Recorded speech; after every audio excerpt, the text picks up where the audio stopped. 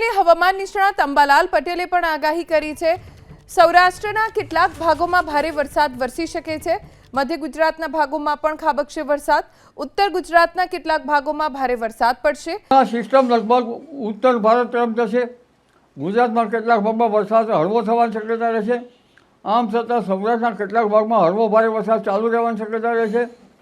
આ ઉપરાંત અમદાવાદ ગાંધીનગરમાં પણ હળવો ભારે વરસાદ ચાલુ રહેવાની શક્યતા રહેશે।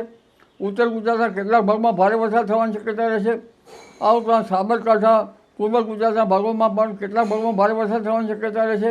અરવલ્લીના ભાગોમાં પણ વરસાદ થવાની શક્યતા રહેશે।